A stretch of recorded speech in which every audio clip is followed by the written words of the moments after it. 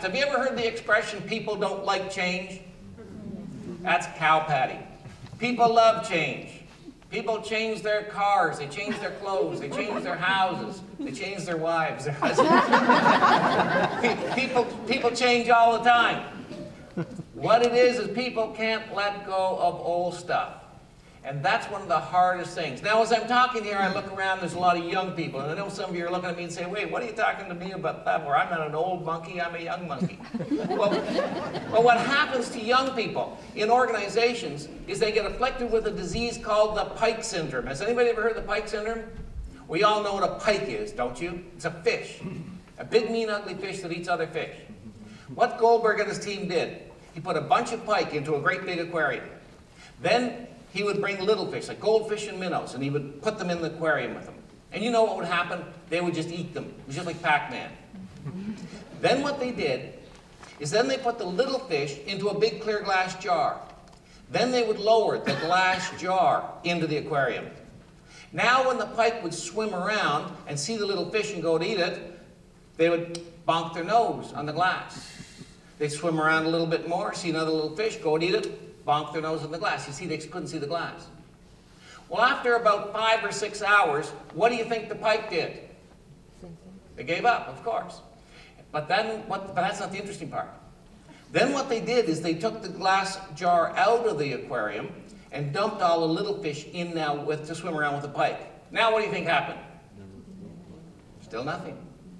In fact, they let the experiment go until all the pike died with their food swimming around in front of their face. and with their food ready. And that's what happens to some young people in our organizations today, especially our more traditional kind of organizations. You see, young people come into our organizations and our companies with a great spirit and a great enthusiasm and a desire to achieve and a desire to contribute. I mean, have you ever hired anybody that put on their resume, I'm a badass employee.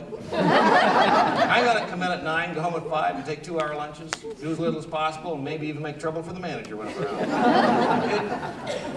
People don't do that. You see, people want to be proud of who they work for. They like to be able to tell their neighbors. They like their kids to be able to tell their other little kids, their friends, and say, oh, my dad works here, my mom works there. People want to be proud. But you see, they come in with all the spirit and enthusiasm and with a creative and ideas to do things different, and then they get bonked on the nose by the management. I got a great idea, bonk on the nose. Well, I know another way to do it, bonk on the nose. And then what happens is we get a whole company full of people, of employees, that go around saying, I come in at 9, I go home at 5, I do my job. Right? In the automobile industry, they've actually coined a phrase for it. It's called, do your 8 and hit the gate. and it's become an epidemic. We're talking about a healthy workplace here. This has become an epidemic in many workplaces. And I say, why? Why are our managers still behaving the way they behaved 30 and 40 years ago? And by the way, it didn't work that well back then. But you could get away with it back then. You just can't get away with it anymore, because we've got to go to a more collaborative kind of style. And I say, why? Well, it's not their fault. Because, you see, it's all about conditioning. And in fact, one of the stories, one of the experiments that Babinski did, that's written, documented in this book, what he did is he took a bunch of monkeys and put them into a room, a big room. It was a nice room. They were well fed. But there was a big hole in the ceiling, and there was a big air conditioner, noisy air conditioner in the ceiling. And what they would do once a day, every day, is they would lower a tree full of nice, fresh bananas. However, when the monkeys would come running out to get one of the bananas, they would pass one of those photo cells. You know, you've seen them when you come to doors and they open up doors automatically. And they would come to one of these photo cells. This photo cell would turn on the air conditioner, and the air conditioner would go whoosh, and blast freezing, icy air down onto the monkeys. And of course, they'd all just run away. Next day, they would lower the tree full of bananas. The monkeys would come running out, hit the switch, whoosh, and the monkeys would go running away again. Next day, they lower the tree full of bananas. No, you got the idea. After about 5 or 6 days, they lower the tree full of bananas, What do you think the monkeys did? Nothing. But that's not the interesting part. Then they turned the air conditioner off. Then they lowered the tree full of bananas. What do you think the monkeys did? Still nothing. That's still not the interesting part. Listen to this. Then what they did once a day, every day, is they'd take one of the monkeys out of the room and bring a brand new monkey in that had never, ever experienced the cold blast of air. Next day, they would take another monkey out and bring another brand new monkey in that had never experienced that cold blast of air. Next day, they would take another monkey out, bring another, you got the idea. Until not one monkey in the room had ever experienced the cold blast of air. Not one. Then they lowered the tree full of bananas. What do you think the monkeys did? Nothing. And you know, if you went up to one of those little monkeys and grabbed them by the ears and said, "Why don't you go eat one of those bananas?" They'd probably look at you something like this and say, "Well, that's just not the way it's done around here." We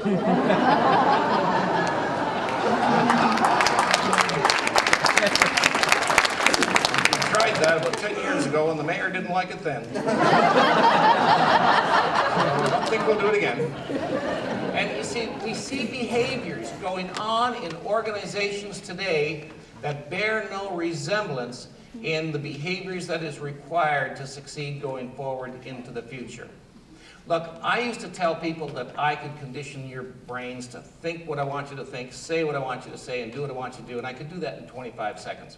But before I do that, I just want to talk about how do we have to work going forward into the future. And the model I'm going to use is the model of the quilting bee. Now, you all know what a quilting bee is? It's a North American cultural custom. By the way, in my research, other countries, other cultures around the world have similar kind of models. But in North America, it was called a quilting bee. And what they would do is over the winter months, for those who are not familiar, over the winter months, the women of the village would be devoted and dedicated to designing, developing, and creating the most beautiful patch they possibly could. They were called bolts, I believe. And if they had some of these very high-quality, beautiful patches, they would get invited to a quilting bee. And if you went to the house where the quilting bee was taking place and you peeked in the window, the behaviors you would see. Well, let me tell you the behaviors you would not see. You would not see some boss quilt lady saying, "All right, you put your patch there. You put your patch over there. You get coffee at 9 o'clock. You make these 3 o'clock." You wouldn't see that, would you? Well, how would they be working? They'd be working as a team, but not the kind of teams we see in our organizations today. I work with many companies, and they say, "Yeah, we have our finance team, and we have our planning team, and we have our engineering team." And they don't have teams. They got groups, and they're dysfunctional groups at best sometimes. But how you knew that these women worked in the true team concept is the behaviors. Because what you would see is the first woman would put down her patch. The second one would come and say, "Well, the colors in my patch bring out and enhance the colors in your patch and make yours look better." And the third woman might come and say, "Well, the design in my patch brings together your designs and makes your designs look even, well," and look, hold on, let's back up. What was their vision? What was their mission? What was their strategic objective? You know what I mean. What were they trying to do? Make a quilt. What kind of a quilt?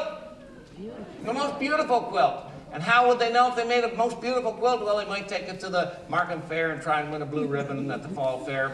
But whether they did that or not, they knew there was only one way in which they could create the most beautiful quilt possible, and that was to help each other look better. Get the concept here? So when that first woman would put down her patch, the second one would come and say, "Well, the colors in my patch bring out your colors and make yours look better." Got the idea? Well, I don't know about you, but you see, I work for some companies that in order for me to win the blue ribbon, I'd have to push other people's patches on the floor. Or spill coffee on them or something. Because you see, my success was determined by somebody else not looking as good as me. Is this not true, folks? Right? That's an old paradigm. Oh, don't you hate that word paradigm? I'm sorry I'm using it. But it's an old conditioned pattern from the past that just will not work going forward anymore. And think of it. Dream. Dream just for a few seconds that tomorrow morning, as you're all driving into work, If you could know with 100% accuracy that the culture in the town of Markham was a collaborative culture, that you knew that everybody else driving into work that day had one thing in mind: how can I make somebody else look better? How can I make somebody else's job a little easier? How can planning department make administration's job a little easier? How can administration make the roads department job a little easier? How can the roads department make the fireman's job a little easier? What would it be like if that was the true spirit in this organization? I don't mean some poster on the wall. I mean it was a true spirit. Wouldn't it be nice to work here? And you know, the interesting thing is, if I told that story to every single employee at the town of Markham and said, would you like to work in a culture with that kind of a spirit? What do you think they would say? Yeah. Absolutely. Then you know what I would say? So why don't you? Why don't you?